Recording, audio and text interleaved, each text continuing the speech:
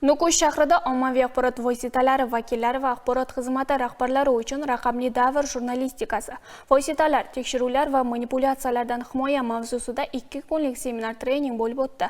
Mazkur seminar O'zbekiston Respublikasi Prezidenti administratsiyasi huzuridagi Axborot va ommaviy kommunikatsiyalar agentligi hamda zamonaviy jurnalistikani rivojlantirish markazi nodavlat notijorat tashkiloti tomonidan tashkil etildi. Seminar tafsilotlari hamkasbimiz lavhasida. Ushbu treningda zamonaviy texnologiyalar va raqamli davr talablari bilan bog'liq dolzarb mavzularni o'rganish va ularni amaliyotga joriy etishga alohida e'tibor qaratildi.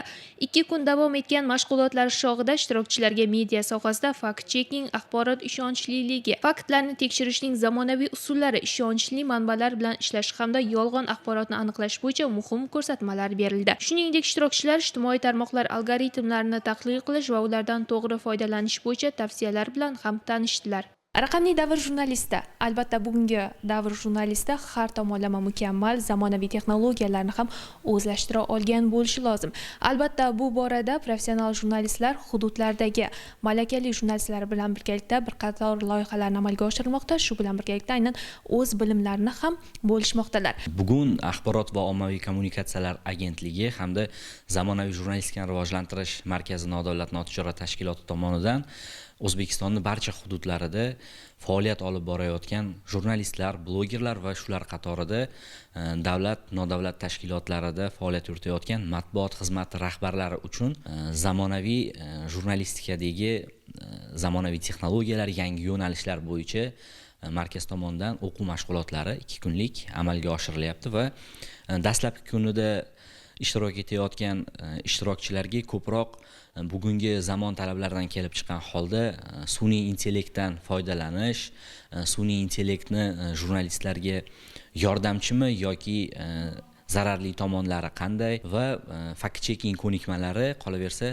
manipulyatsiyaga oid ma'lumotlar o'rgatilmoqda. Albatta, har bir o'tilayotgan mashg'ulot bugun mashg'ulotlarda ishtirok etayotgan ishtirokchilarni ham kasbiy faoliyatlarini rivojlantirishga, ham ularni bugungi zamonga moslashishga bo'lgan harakatlarni oshirishga qaratilgan muhim alohida 4 ta moduldan iborat.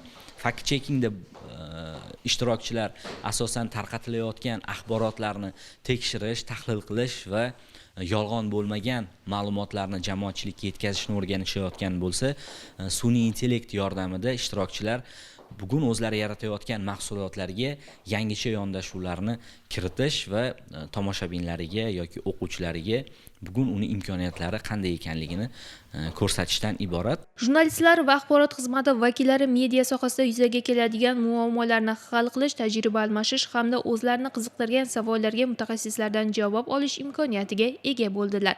Bu kabi o'quv mashg'ulotlar bugungi kunda axborot xavfsizligini ta'minlash va jamiyatga ishonchli manbalarni taqdim etishda jurnalistlarning bilim va ko'nikmalarini oshirishga xizmat qilmoqda.